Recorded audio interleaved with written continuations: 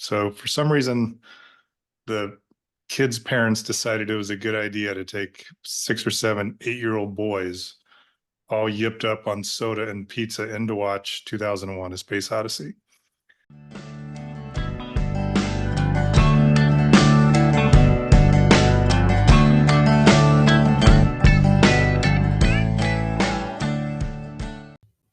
You're listening to Third Song In with Chris Derrickson and Tom Polachek. My first introduction to science fiction, as far as I remember, was when I was 8 years old. I got invited to my buddy's birthday party. It was me and 5 or 6 other 8-year-old kids. I think we went and got pizza. That's my one recollection. I don't remember a whole lot about the night, other than pretty much being traumatized by 2001: A Space Odyssey. I remember being confused almost immediately. I mean, it's a fantastic movie, but definitely a little artsy and theoretical, and things that 8-year-olds probably aren't going to sit there and go, "Oh, this is awesome."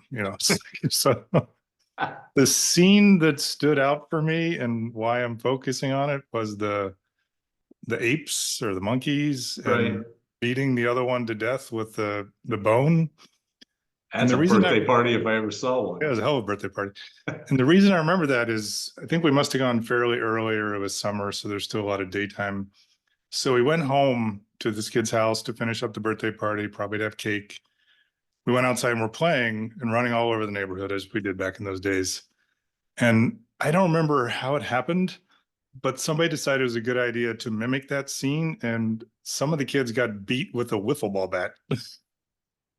Ran home crying. That was the end of us playing outside, and we all got yelled at, and we were confused because all we were doing was mimicking what we saw in 2001: A Space Odyssey, which wasn't even the most important scene. It's how and the computer and everything else. But our inspiration was, let's go beat the shit out of each other with a wiffle ball bat. And truthfully, that is the last time that I've seen 2001: A Space Odyssey. So my memory of the movie, as great as I know it is, and as big of a science fiction fan as I am, as we'll get into with this episode, that movie only traumatized me because I was probably just a little bit too young to truly appreciate it. So welcome to our sci-fi episode. And at the end of the party, the birthday boy was sucked into a black hole and we never saw him again. Exactly. Yeah, that's a poor choice. I just looked up because that's a 1968 movie. Yeah, so they must have re-released it to the theaters for some reason. It would have been like 1974. Yeah, but even then, that's pre-Star Wars, right? Yes, 77, I think. And it's after Star Trek, but before Star Trek became the thing it became. So there's no reason to think that kids would enjoy that movie. My speculation is the parents wanted to see it and they thought they could bring a bunch of kids along, and probably just, all the weird sci-fi stuff would entertain them. Yeah, because it was, it's like those 60s movies were really slow paced anyway. Yes. Yeah. And that, I can't imagine, like that scene with the monkeys, that's probably 10 minutes before they even start beating up the little monkey. Oh my God. It didn't take us that long to beat up the kid back at the house. So. And I think you may have sort of introduced me inadvertently, because whereas you hit it, I don't think it was yet flourishing for me. So it may have been the X-Men comic books that I borrowed from you, started reading and really enjoyed.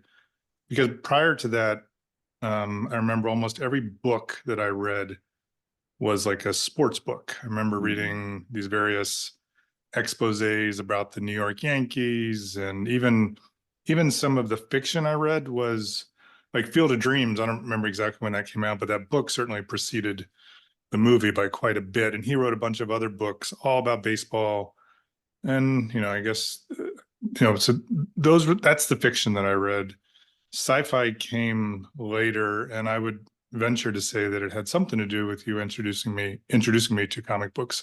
Not that there's a direct correlation. Yeah, and I'm trying to remember what the name of the book was now, but in my foray into various sports books, I know that I read a time travel baseball book. It was about a guy that traveled back in time and join the first Major League Baseball team, which was considered the Cincinnati Redlegs.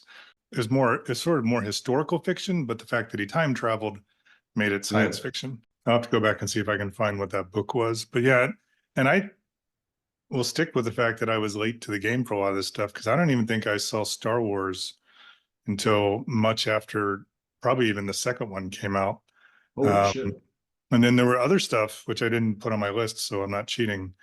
The Matrix, like I think I thought that was super geeky or something, and didn't watch it till much later. And I was like, why the hell didn't I watch this sooner? This movie's awesome. Yeah, I was on that bandwagon from the beginning. I love those movies. Still do, actually. The first one in particular holds up so well. Even the effects hold up really, really well. Yeah, so the idea is we were going to talk a little bit about sci-fi in general, because we both enjoy it a lot. We're going to talk about film, talk about TV, talk about books. I think we both have kind of interesting recommendations for our third song in playlist that is, at least sci-fi related, which I found to be kind of difficult, but fun regardless. Let's talk a little TV. What do you have to say about sci-fi TV? This one was fun because it made me think about a lot of stuff that I haven't thought about in a long time. So there's sort of a segue here, but with Quantum Leap being remade, it made me start thinking about some of those older shows. I did not put down Quantum Leap, the original series, although I could have. But one that I did put down that I would like to go back and watch again was a show called Sliders. And that was Jerry O'Connell, I think, was the main actor, but there were several enjoyable characters in that. And it was very similar type of thing where the sliding is sliding back into time. That was Dimensions too, right? Yeah, Dimensions and yeah, maybe it was more Dimensions, but again, it stopped playing in 2000, and I don't think I've seen it much since then.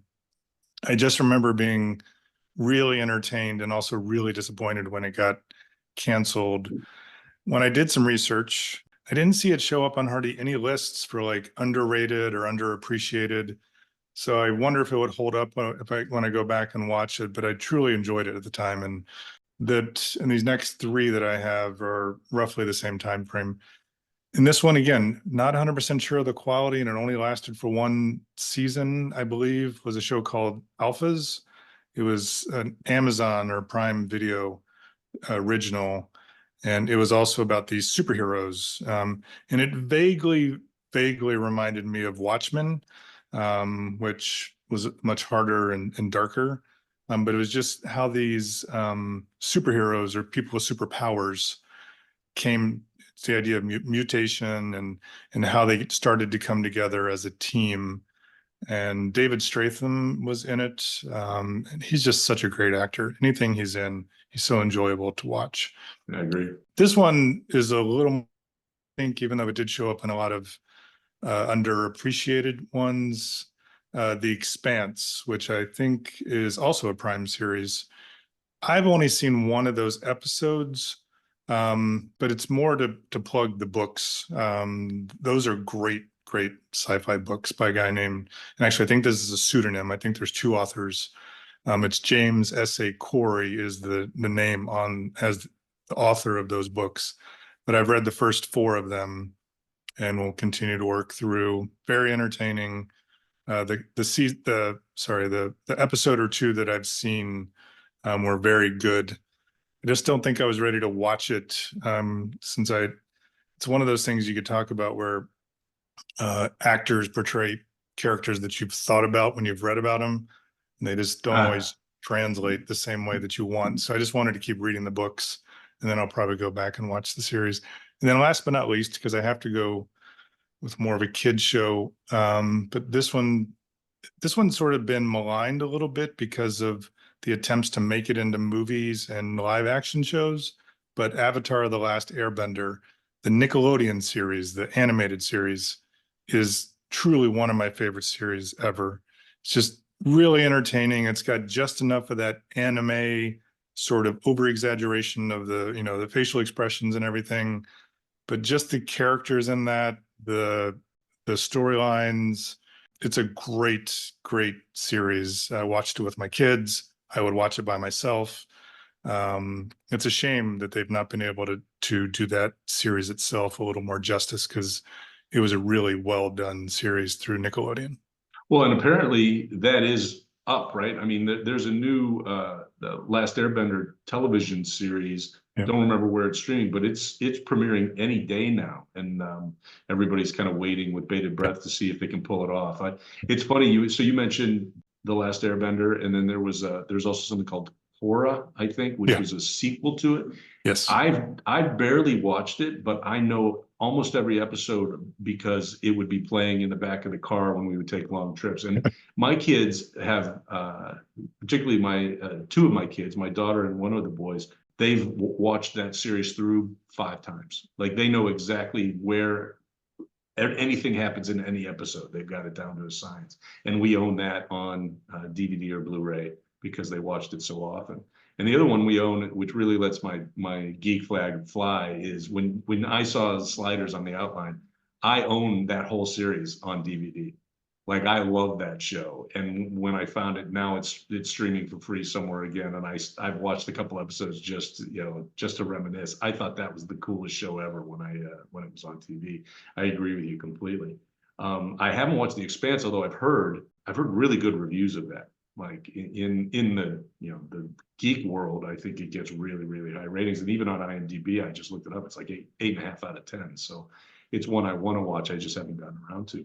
And then what I'd always heard about Alphas was that it was kind of an X-Men approach, like a live action X-Men, that's not the first time that's been attempted, but I heard that was good too. It's another one I haven't seen yet. And so I was going to talk a little bit about TV, and I watch all the streamers, and I love sci-fi on streamers. I like the new stuff, like Gen V, I think it's called, and there are a whole lot of TV series now that are adapted from graphic novels or comic book series, and I like all of those. In order to try to narrow it down a little bit, so we weren't talking for 3 hours on this, I would say that one of my all-time favorite television shows was the reboot of Battlestar Galactica, which came out in 2004. And it was a huge ensemble cast, but Edward James Olmos was one of the bigger names there. He was the captain of the Galactica. And the story is about how robots are created by humans and then take over and attack all the humans and destroy the Earth. And basically there's this flotilla of spaceships that are just flying around space trying to avoid being attacked by the Cylons, which are the evil robots. But the reboot, the original series, which I remember loving when I was a little kid, was very hacky and very, it was just an attempt to try to make a Star Trek type show. And the reboot, they put so much thought into it, and there are these crazy overarching themes and storylines that deal with who the Cylons are and who created them exactly, and the fact that what you find out very early on is that there are these Cylons. The Cylons that attacked and destroyed the Earth are silver robots. They look like crazy, scary robots, but what you find out is that there are also human-looking Cylons that have infiltrated this group of spaceships that are traveling all over the place. And you find out kind of slowly over the series who they are and what they're doing, and then you find out that they're some of them are evil, but not necessarily all of them. And it's a really interesting look and an attempt, I think, metaphorically to look at society at that time, in the early 2000s. And, there were a lot of allegories and I think comparisons, metaphors with the war in Afghanistan. It's all post 9/11 stuff. And it's really, really a gripping show. And a lot of people don't like the very end of it and how it, the finale of the show, but I loved it. And that's a show that I actually try to rewatch every few years just because I love it so much. And that's definitely like a space travel TV show. And the other one, which is very recent, I really like, is called For All Mankind. And that's on Apple TV Plus. Focuses on a group, probably about 6 or 8 main characters throughout the show. And it's really good. It's a great TV show. And then Star Trek is back. I don't know if you have Paramount Plus, but if you have Paramount Plus, they're cranking out new Star Trek shows. There's a new animated one that's hilarious. But like there's one that's just a prequel. There's one that started out as a prequel and then is kind of a sequel called Star Trek Discovery. The full-on prequel is Star Trek Strange New Worlds. And they are so much better than the original series, which of course, I love, but let's face it, if you watch those episodes, those are kind of tough to watch. Yeah, they are. These new ones though are really well acted and the effects are amazing. And we only were going to have Paramount Plus temporarily so we could watch some soccer at some point. And I think I have to maintain the subscription now because of all these Star Trek shows that I watch. Not as much. I'm a lone sci-fi person in my house at this time, so I don't get to watch as much, which is, I think, why most of my picks, both for TV and then we'll go on to film, are a little bit older. And so on the film front, these are all old. These are all pre-2000. And I'll be quick because I'm sure you'll have more details on yours, and I'm interested to hear at least a couple of them, or at least one of them I'm not as familiar with. But one of my favorites is also a maligned TV or movie, and it's The Postman starring Kevin Costner, which is one of his pet projects, from what I understand, which made him and me similar in that we both liked the same author. So David Brin has written a lot of really great, creative, sometimes hard sci-fi. He's done some really cool stuff with how other species have evolved and become the equal of humans as far as, running governments and companies, and then just still talking about what essentially amounts to racism. So how, some of like dolphins are one of the ones that become sentient. I think that's the right word. I often make up words. And The Postman is a fairly stereotypical post-apocalyptic movie book, with the postman being the hero as he's traveling back and forth between these various areas. And there's just Costner, I think it was just a little too much. I still love the movie, probably because I love that book so much. It's one of the first sci-fi books that I can recall reading and really getting into. And then I read just about everything else that David Brin has done.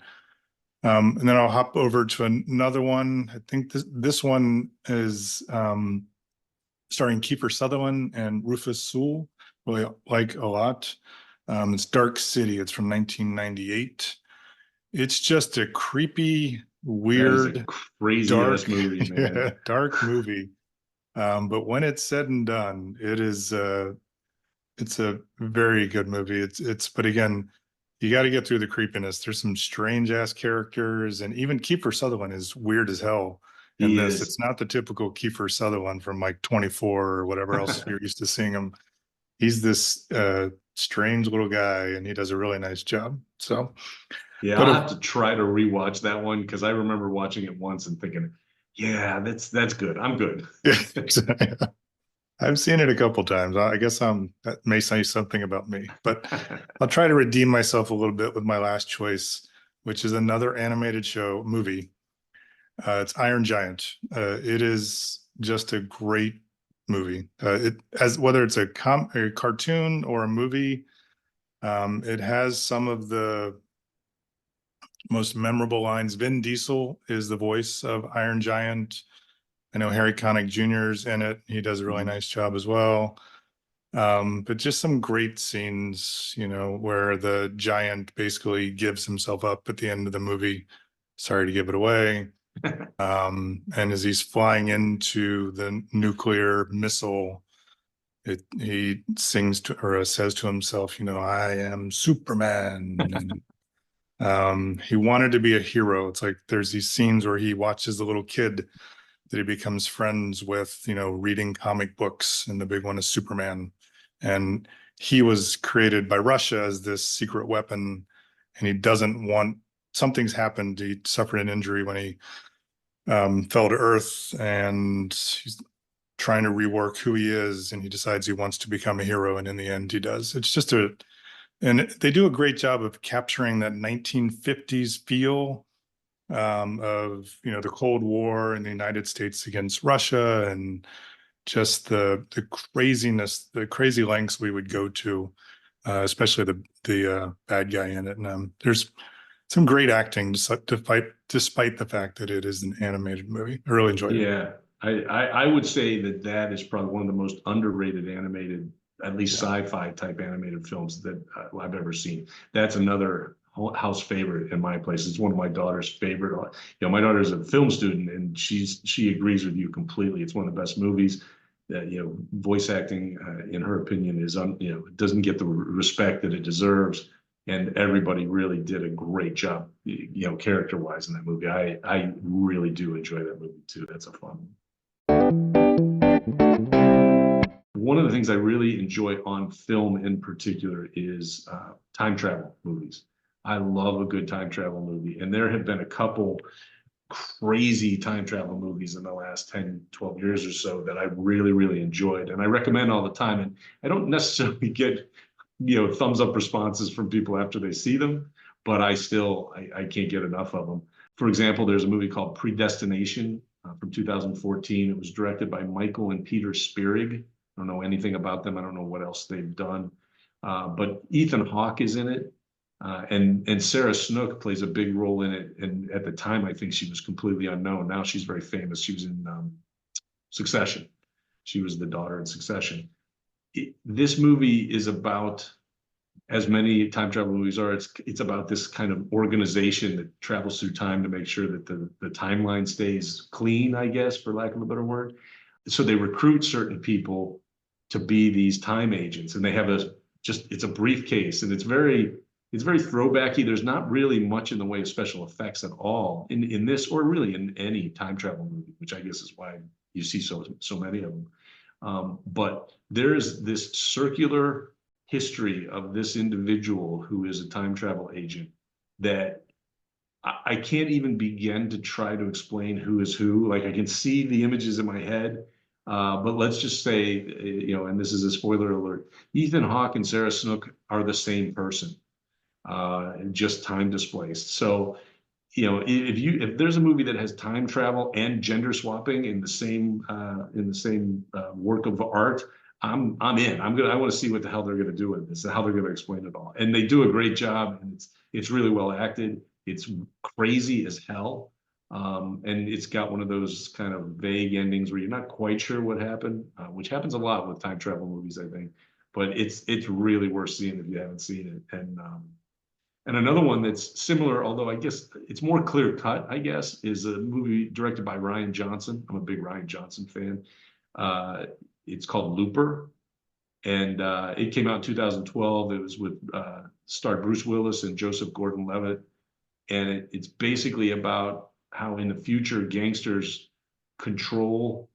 Well, there is time travel. The government controls time travel, but there are gangsters who will send people back, basically in an effort to make money, and they'll change events in history so that they maintain control of this futuristic, almost post-apocalyptic. It's not really that so much as dystopian, but so Joseph Gordon-Levitt starts out as one of these people, and they'll send him back in time, and then when he comes back, they pay him in gold or silver or something like that.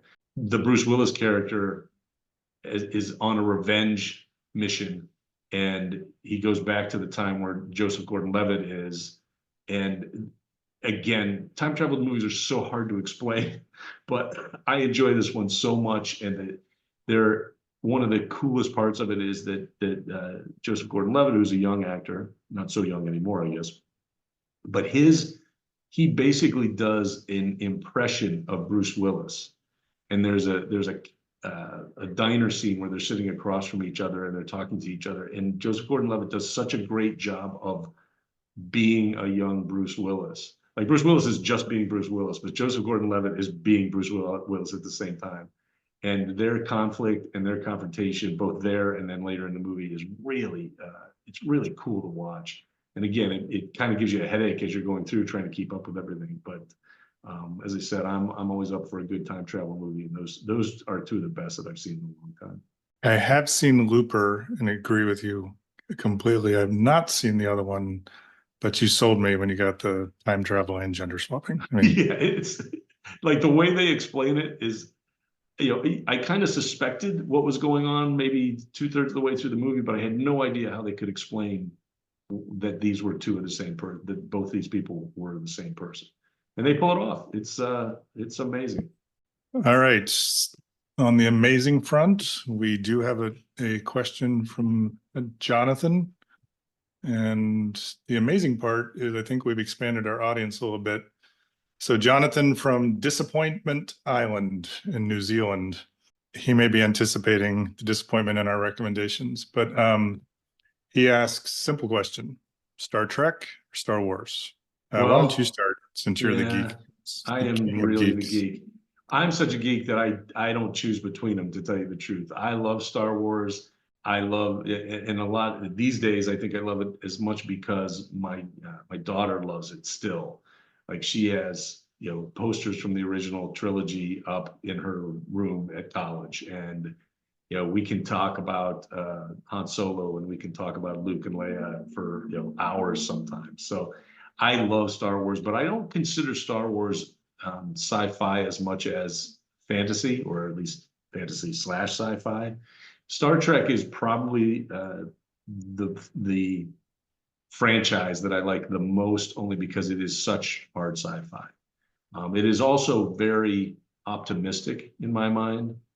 It is, you know, it doesn't even matter what series you watch, from the very original series to all of the movies to everything else. It's optimistic in the sense that, you know, there's always a problem, and sometimes it's a major problem. But what happens is this crew, this group of very disparate people from literally all walks of life, different planets, whatever it may be, they work together. They solve problems because of science. They work together intellectually. They don't base things, you know, on, you know, good luck or magical solutions. And that helps me be a little optimistic, because sometimes I don't necessarily feel that the world today believes in that way of approaching problems. Star Wars is great. It's fun. It's so entertaining. And you know, there's all kinds of stuff now on Disney Plus. The TV shows that I watch with my kids. Some of them I watch by myself. And I really do enjoy it. But if you're talking about sci-fi, I think Star Trek is a better product, only because it is definitely based on science and really celebrates it. I fully agree with you, which is happening more and more.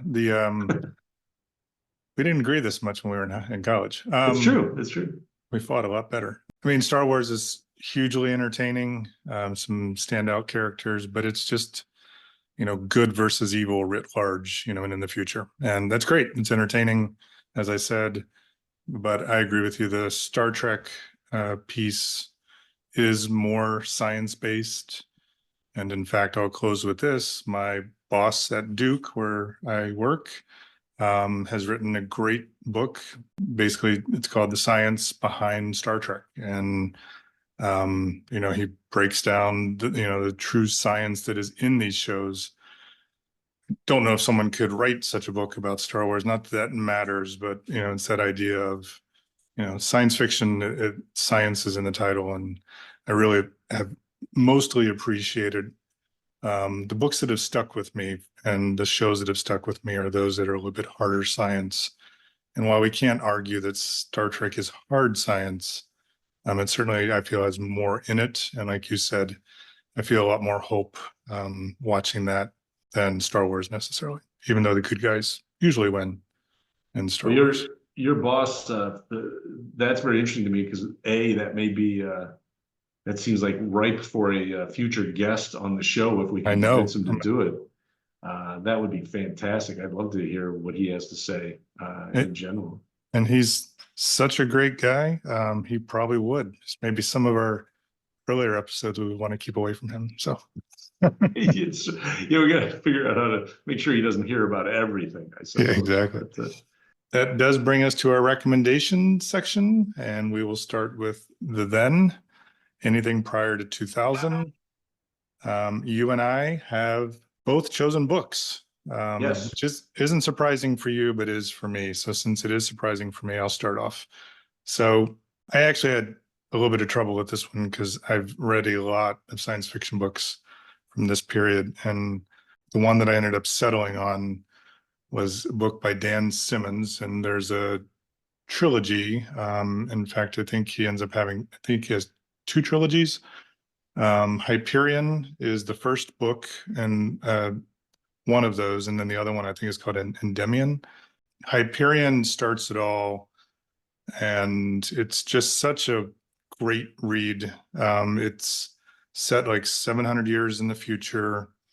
Hyperion is this world ruled essentially by a character called the Shrike, and the Shrike can time travel, and he's just covered in essentially razor blades. I mean, he's like one of the most horrific characters you can think of.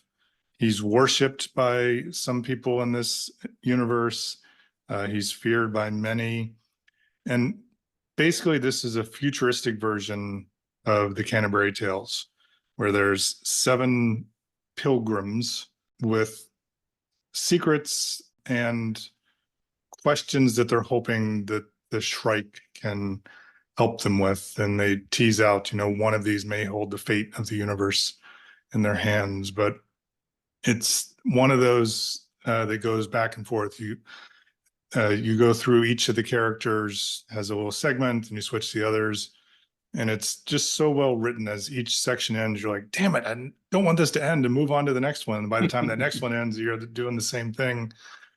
It's one of his best books. He dabbles in all kinds. He does mystery, he does detective stuff, more crime stuff. I'd say not that mysteries and detectives don't go together. But I find that his best stuff is his science fiction.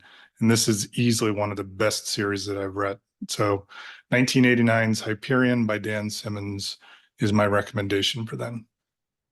Excellent, excellent. That sounds really good. I've not read anything by him, so I'm going to have to check it out. 5 out of 5. I forgot for a second, but don't give many, but I will give this one 5 out of 5. I thought a lot about it. It's one of the few books that's a true standout for me, and it started, like I said, a great series. So I think it's well deserving. Excellent. Well, it's funny that that's the kind of book that you recommended for this, because my recommendation for then is similar in the sense that what I'm recommending is the first book in a trilogy written by an author named Kim Stanley Robinson, who I just learned from the Google is 71 years old and actually is from Waukegan. So he's from the North Shore of, in the Chicago suburbs, so not very far from me. He's, I think, well regarded as a hard science fiction writer. He writes about futuristic scenarios, but he is very well researched, and the science never takes a back seat in anything that he writes about. And the book I'm recommending is from 1992. It's called Red Mars. It is the first of the trilogy: Red Mars, Green Mars, and Blue Mars. And they are each written, it basically just covers a couple hundred years of the colonization of Mars, and then the efforts to change the climate in Mars, basically to, I'm completely forgetting the word that is used constantly in the books, but what they do is they're changing they're adding atmosphere, they're figuring out ways to have plants, that will survive, that will create some oxygen, that will allow other plants and animals to survive, or they'll transplant them there. His books, like all good science fiction, in my opinion, are really, I think science fiction is a great medium to discuss social issues in a palatable way for people. And I think the books and the TV shows, for that matter, that you've talked about so far, and the ones I've talked about, are all are like that. They're talking about social, cultural, political issues in a way that that sometimes is just easier to understand, or at least gives them a way to discuss things without, kind of stale, boring treatises on those things that are happening right now. But Red Mars is very much like that. The trilogy is very much like that, in the sense that it starts out with a very small group of people, and they're just barely surviving as they try to figure out how to make this happen and to create a viable place to live for the Earth, which is getting too crowded, and which is having climate change problems. And as you go through the trilogy, it happens. They create a society. More people come. It becomes a problem because so many people from Earth want to leave Earth and come to Mars because they think it's better, and it probably is better in a lot of ways. but there are all kinds of philosophical questions and problems. Early, particularly in Red Mars, it's a lot of philosophical battles between different people of these original settlers, because some want to do anything they can to make this planet habitable for humans, and others are worried that they might be harming indigenous, not so much cultures. It's not as if there are Martians running around, but that there are, that there may be life there underneath the ground in Mars, and microbes and things that they're going to destroy by making this planet habitable for humans. So there's a lot of that kind of philosophical, political discussion, but it is very, very science-based, and some of the ways that he describes humans colonizing this planet are just phenomenal to me. And it's, I mean, I'm not a scientist, but they sure sound like they could work, and it sounds like he knows what he's talking about. Lots of discussion of chemistry and biology and physics and engineering, and it continues through the whole trilogy. And it took me about 2 years, I think, to get through all 3 books, because they're very long. And lots of times I would just read snippets here and there while I was exercising, but it was well worth getting all the way through the trilogy, and I recommend it highly. I'm giving Red Mars 5 out of 5, but it's basically because it is the first of this trilogy, and I think really the trilogy itself deserves 5 out of 5. And the other books all came out before 2000, so I guess technically that works, but in terms of a recommendation. But the book is Red Mars. It's written by Kim Stanley Robinson, and I do recommend it. 5 out of 5. Egg Burritos with sour cream. Very nice. Have not read that series.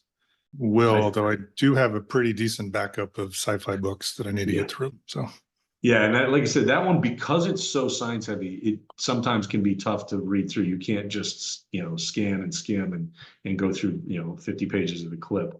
But based upon everything I know and everything you've talked about in terms of the sci-fi you like now, I think it's definitely right up your alley. I think you'd really enjoy it. All righty.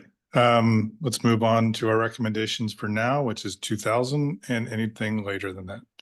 So I'll start, since we'll continue the trend of books, and then you can move on to your TV series. We're flipping roles this week.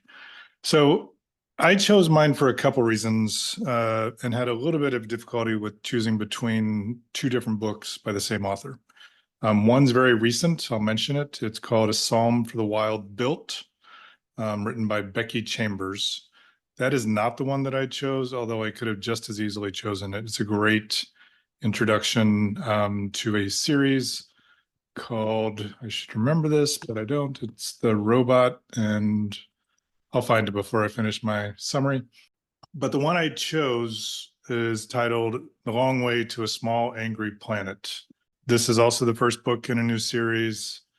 It's about this sort of not down and out, but it's certainly not a great ship or vessel out in space, and the captain's worried about his ability to maintain everyone on the ship. And there's multiple characters, all different species, and I think this sort of gets at what you were talking about, Tom, is it's a nice way to introduce some social issues. So every character just about is from a different species. There's a character who's very bird-like. She molts just like a bird would. The societal structure in her homeworld is not at all like we expect. The idea of families is very much based on how birds exist in our nature. There's a couple, comedic characters, of course. One called Kizzy, who talks all the time, is all excited. She has a counterpart. They basically maintain the ship. Some of the more interesting ones are this character called the Ohan, and it's constantly referred to as them. It's 2 people, and they're bounded by this virus, and these 2 are dying, but they are critical to the mission of this ship, which is to cut a wormhole between these 2 galaxies. And that's the big mission that they're embarking on, so that he can make some serious cash and keep the ship going. But it's highly risky. And that there's a part that they do telepathically, I think, essentially, if I'm to simplify it. And they need the 2 of them to do it, but it is so draining for them. And they're at this point where they are very close to death, but they're going to carry out their mission. There's a way to cure them of the virus, but it would take away their essential nature. And so they resist it wholly. So it's just some really interesting discussions of the various galaxies that are invented in this series. Really entertaining. A couple of the reviews I've read of both of or heard various books are they're very feel good. That there are certainly bad people in these books, but most part it's a very positive outlook on the future of our world and our galaxies. And they said it sort of has a hippie vibe to it, which is kind of cool, especially the Syssix, the bird character, carries that out, especially and how it reminds you of an old commune, essentially from the 60s. So great stuff. I think the series, both of those series are going to be very successful. The one I chose is from 2014. And again, the author is Becky Chambers. And the last comment on this, I think I just have to fess up to the fact that I have something where I just go with male singers and male authors, because I've had to make a conscious effort to read more female authors. And Becky Chambers, so I've read 2 of hers, but more and more sci-fi is, I don't know why. I don't know if previously it had been more of a male dominated one. There's certainly some incredibly formative and important female authors in it. So I don't know why. And that one's different because I don't know what it is, but Becky Chambers is a great writer and I need to get over myself. So I'll be reading more. I'll be reading more female authors. So I think that's true. Well, it's true across the board. It doesn't really matter what profession, right? I mean, most of them have been male dominated for a long time. Science fiction is definitely that, though. Comic books are the same way. That now all of a sudden there are a tremendous amount of really good writers and artists that are in the comic book field, graphic novels and otherwise. And science fiction, I think, is the same. Although one great kind of classic, Hall of Fame, I guess, science fiction writer is Ursula K. Le Guin, who I think just died, actually. I think she did too. Yeah. I can remember reading her stuff 40 years ago and just being stunned by the worlds that she created. But I do think she was the exception. I don't think there were nearly as many female writers. And then, of course, some of them, I think there were female writers who wrote under male pseudonyms for that very reason, because they didn't think people would buy their books. So I don't recall. Did you give us? Oh, I did. I'm sorry. I did give it 4 out of 5. I think they're both of them, but particularly the one I recommend, are great starts to a series. And as good as they are, I'm just trying to be a little more stingy with my 5 out of 5s. I do want to throw one last name, and it's the first female author that I remember reading more recently that got me into it is Octavia Butler. She is great. Read a couple of hers. Very important writer in general. And so credit to her for getting me going. Yeah, actually, I don't think I've read anything by Octavia Butler, but I've heard tremendous things. I know she's been winning awards and she gets really, really good reviews. So I should look for that. My recommendation for now is not a book, although there were plenty that I thought about for sure. But I'm going back to Star Trek. And I kind of mentioned this already, although I may have even mentioned the series by name. But Star Trek Discovery is one of the new Paramount Plus series that came out. It started in 2017, and I found out the new season is coming out sometime later this spring, I believe, and that is the final season. It's been canceled, but it had a really good run, and it's interesting because it's been around for a while. I don't think a lot of dyed-in-the-wool Trekkies love it. There are things about it that they did not like. One of them may be the fact that the lead character, the captain, eventually the captain of the starship, is a woman. The actress's name is Sonequa Martin Green. She plays Captain Michael Burnham, and she's amazing. She is really, really good in the role. She starts out as a science officer, and then eventually, by whatever season I've now watched, she's the captain. But it's really an interesting show because it started out as a prequel to the original series. So it started out before Captain Kirk. And then midway through the series, I can't remember exactly what season, she ends up time traveling to the far future. So it's way past like any other, Star Trek Next Generation or the show Picard, which is also on Paramount Plus. They go way past it where the Federation, it doesn't exist anymore or barely exists. And something horrible happened, and part of the show then becomes them deciphering and figuring out what happened that caused this problem, that caused all of these, this great federation of planets to kind of separate, and now everybody's on their own. And then it follows her crew in particular as they rebuild the Federation and they rebuild Starfleet, and she earns her stripes as a Starfleet captain way in the future, way past when she was born and when she originally started in Starfleet. And I just found it to be just really interesting from start to finish. As with all those shows, it's an ensemble cast, and the mixture of human actors. Well, they're all human actors. I'm not that far into sci-fi, but the mixture of alien characters and human characters. Again, first of all, it's easier to do now in terms of effects, but it's really well done. I love the show. I was sorry to hear that it apparently this will be the last season, but I've really enjoyed watching it all the way through, and I would give it 4 out of 5. It's one of the best Star Trek related shows I've seen, whether it's the movies or the series, and I would definitely recommend for those of you who have Paramount Plus that it's worth watching. I do not have Paramount Plus. I've not watched it. I will see if I can start watching it. What I will say is interesting, because I had to look it up real quick.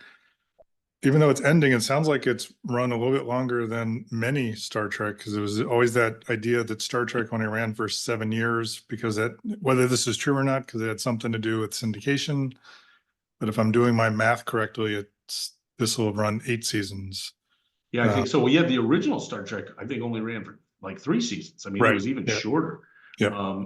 It may have only been 2, because I know they went to cancel it, and there was a huge letter writing campaign that brought it back, and all of that happened before I was paying any attention to TV at all, as far as I know. But yeah, they don't all have long runs. Although I guess Next Generation, which was not my Star Trek, and I didn't watch much of it, that lasted a long time, I believe. Yeah. And there have been a couple other, I think, really good series.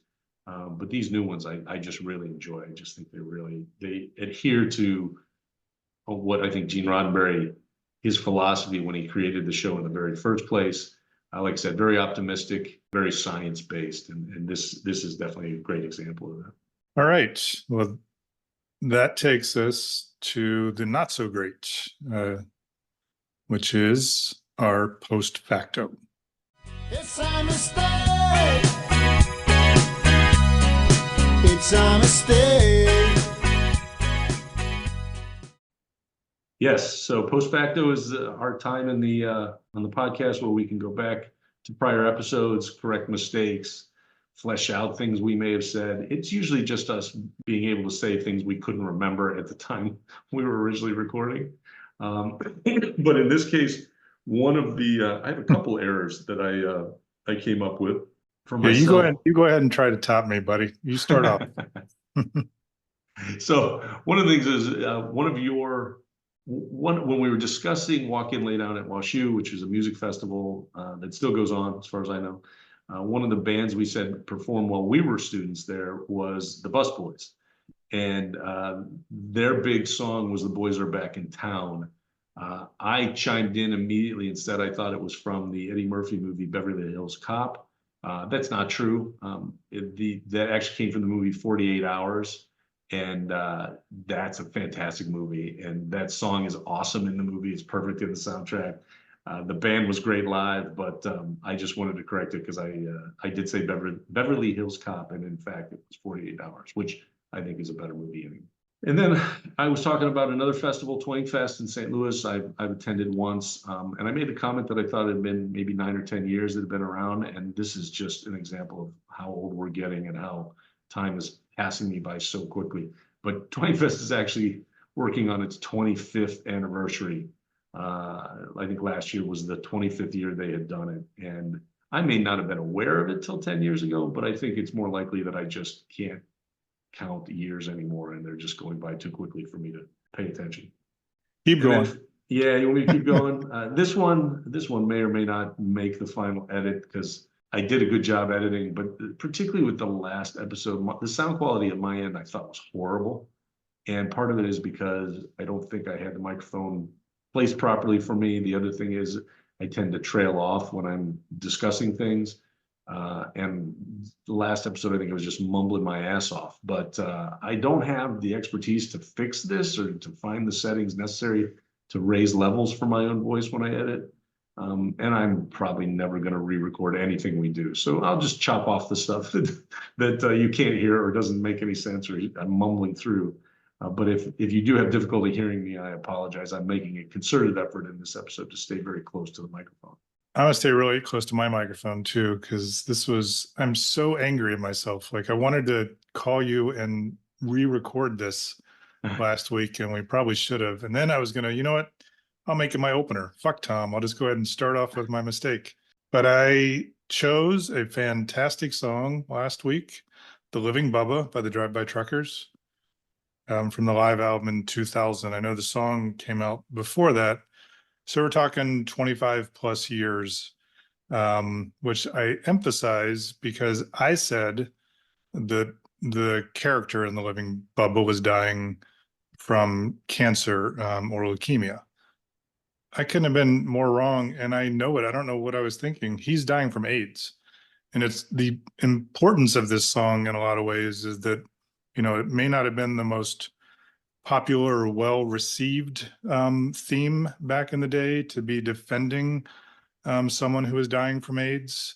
I know that goes probably further back than 30 years, but not Drive-By Truckers have never shied away from controversial stuff. In fact, their more recent albums are much more political in nature, which I think is fantastic.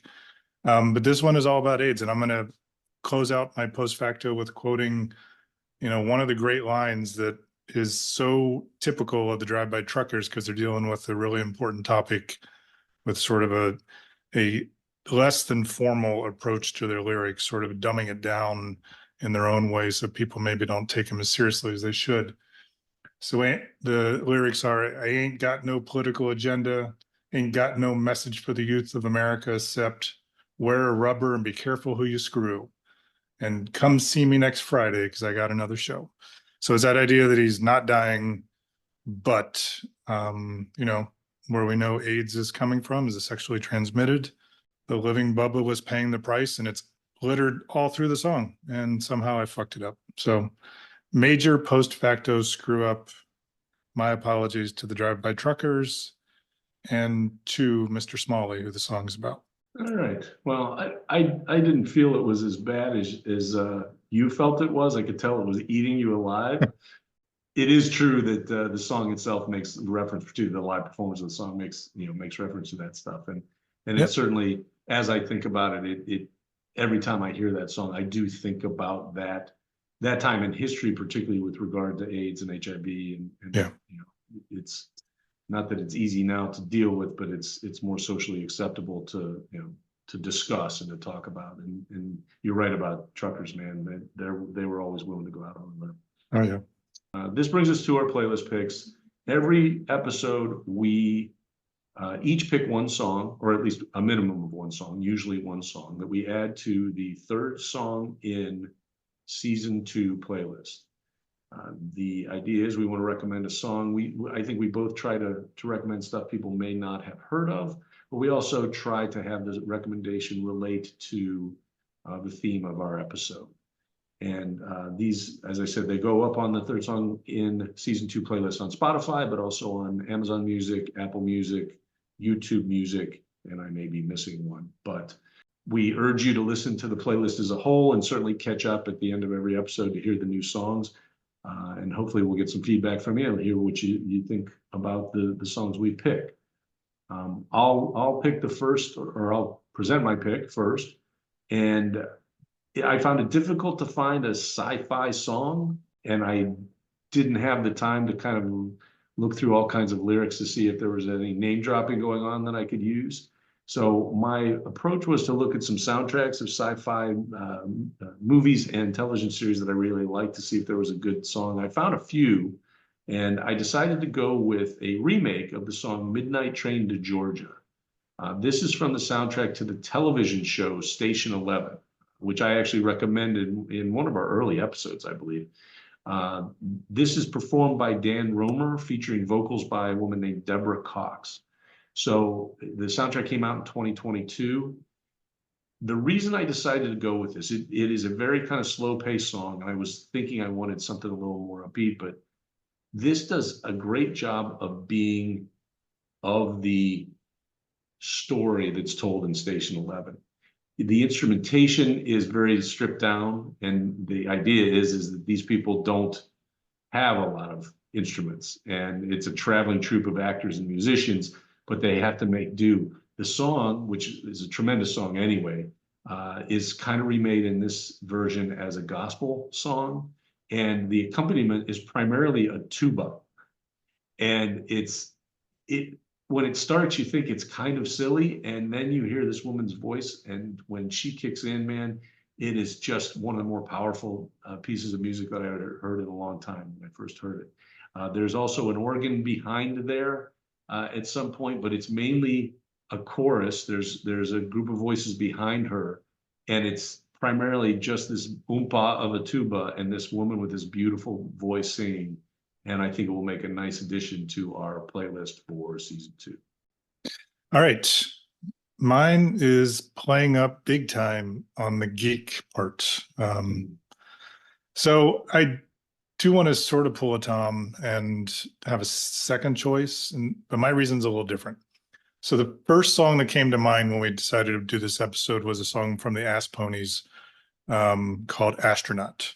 It's a weird little song, more about this girl, I think, who's still living on Earth. Song opens with this astronaut who goes up into space, and his hovercraft explodes and breaks into pieces. At one point, she's walking along, and it says she comes across an ankle bone and picks it up, drills a hole, and wears it around her neck. She's having an awful time accepting that he's really dead. Her astronaut's alive and well inside her head. So weird song, which is very typical of the Ass Ponies, who are such a weird band. They are. Little Bastard is one of the funniest, weirdest songs. Love that which song. got them some fame, which was good. For those who don't know, Chuck Cleaver was the lead singer for the Ass Ponies. I grew up in Cincinnati. They were a local band. Probably didn't follow them too much. It was only afterwards. But he's now part of the band called Wussy, who is one of my favorite bands going. They're great. So that was the song I wanted to choose, and I could have talked more about it. I forgot, and I went and listened to it on Spotify and YouTube Music, and on both it skips, almost like an old LP where it's the needle. So it's got some weird skips going on it. So I've just decided, and it's been doing that for years, because every once in a while I'll get into an Ass Ponies mode and I'll go back, and that's one of the songs that's my favorite. And it just has this weird distortion going on. So rather than recommend that and having it show up on any of the playlists with this imperfection, I went with my backup plan, which Tom knows well is maybe one of the songs I use the most for our other playlists, but I've not used it for this one yet. It's called Kung Fu Reference, and that song the song title is referencing the old TV show Kung Fu. And it starts off with the line, poor old John Carradine, before he met his maker, he got to play a part that stands the test of time.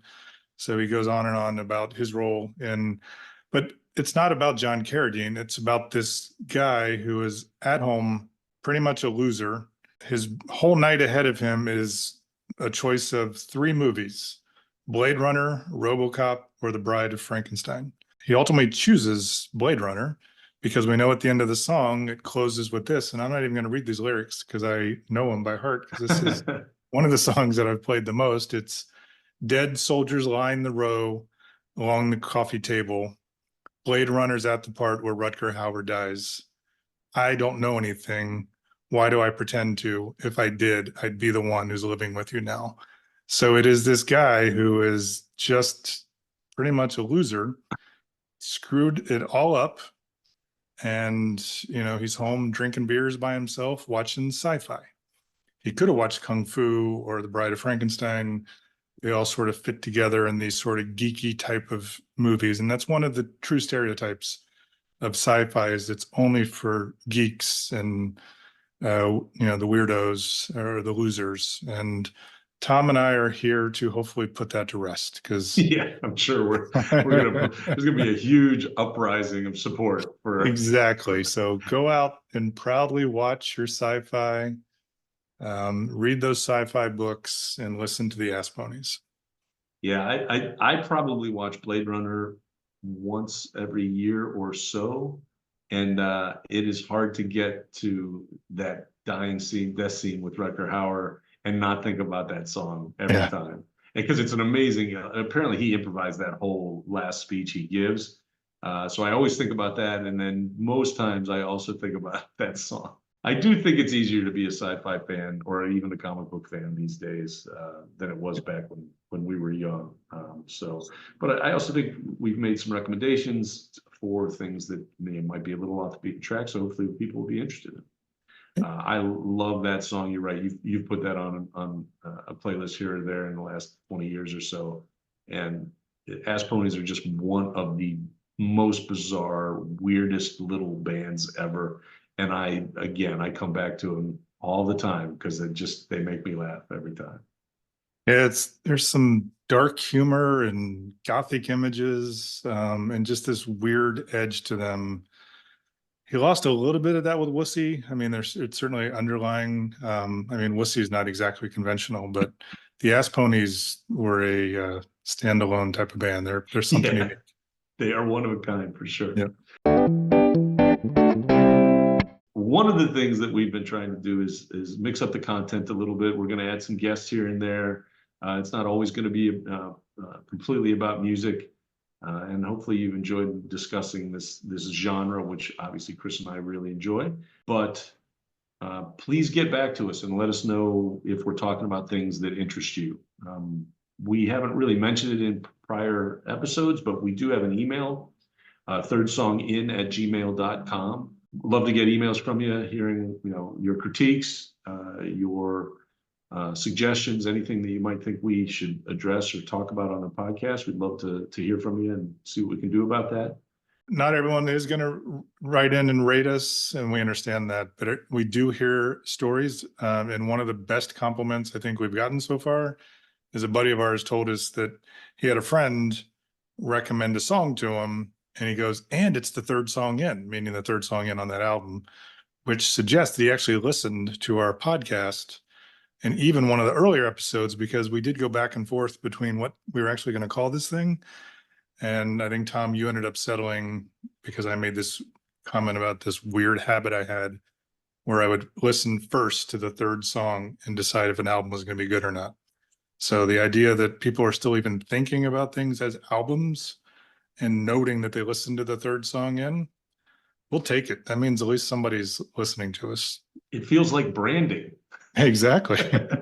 Inadvertent branding. But I was really psyched when he told me that. He texted me and told me, and I thought that is awesome that he's at least listened to one or two episodes. Yeah. And I think the first episode he listened to was because that friend of ours was Andy Armstrong, who was a guest of ours. But he clearly listened to more than just one. So that's very cool. And we appreciate it. Absolutely. We'd also ask that you follow us, rate and review the podcast wherever you're listening to it. Also, as I said, our playlists are up on various music streaming sites. Third Song in Season 1, Third Song in Season 2. You can find those pretty much wherever you can find music or playlists. And then also look for our website, thirdsonginpodcast.com, which Chris has been the primary mover on putting together. And frankly, there's quite a bit on there these days. There is. We've added a blog and some pictures that reference things that we've discussed in the show. Both of those will be growing. For now, we've posted a blog that Tom wrote roughly 19 years ago about the Bodines.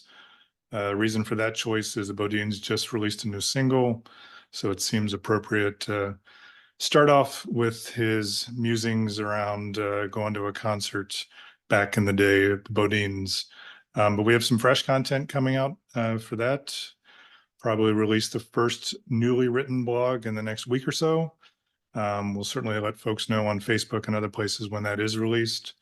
And then the photos too. I don't think there's many. Oh, there is one of me and you when I got married. And geez, Way we were back young. when. Yeah. I have to correct you because you said that what we posted on the site was a blog that I wrote, but I believe I may have written that before blogs even existed. It was literally printed on a piece of paper or on pieces of paper. And I used to, I had a music review column that I did for our local bar association newsletter that I just did for a lark.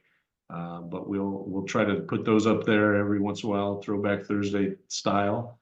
And both Chris and I are going to try to review some new albums, talk about some other stuff, and put it on the website. There's as mentioned, a page as well on our website, and we're going to be adding future things there. I was just thinking we might want to add your boss's a link to your boss's book. That might if we do it first, that might convince him to come onto the site, I think. But anyway, that's it for our podcast for this episode. This has been Third Song In with Chris and Tom. Thanks for listening.